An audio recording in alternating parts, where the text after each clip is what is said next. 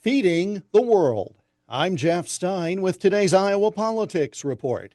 This past Monday, I was recording our monthly conversation with U.S. Senator Charles Grassley just as President Trump posted to Truth Social, telling America's farmers to get ready to produce more product to sell domestically because of his planned tariffs on external sales in April. There was not much detail in that post, and we've heard nothing else since. Senator Grassley suggested it was not constitutional to put tariffs on outgoing products, as the post implied, but again, we don't know much more.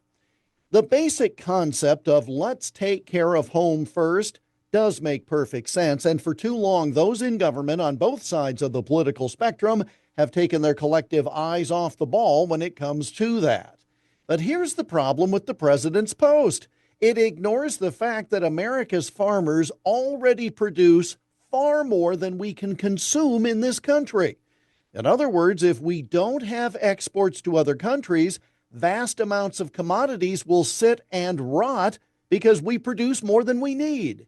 But that works out because you don't see banana trees or coffee plantations along Iowa roadways. We sell corn and beans to other countries. They sell us coffee and bananas. That's part of free trade. But yes, it has to be fair trade, and I'm not sure the U.S. has been treated fairly all the time. Hopefully, though, someone in the administration has pointed out to the White House that when we sell pork to China, people in the U.S. are not going hungry or going without ham or bacon. And hopefully that knowledge will have an impact before a different set of tariffs go into effect. As we've talked about here on the radio, some of the tariff threats have led to behavior change already. A Honda plant expanding in this country as opposed to Mexico, the latest example this week.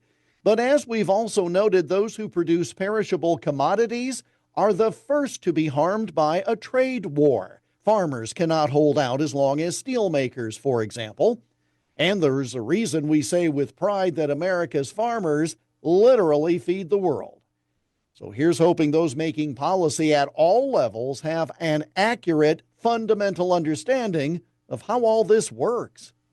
And that's the Iowa Politics Report for Wednesday, March 5 on Twitter, Instagram, Getter, Threads, and Truth Social at Iowa Politics.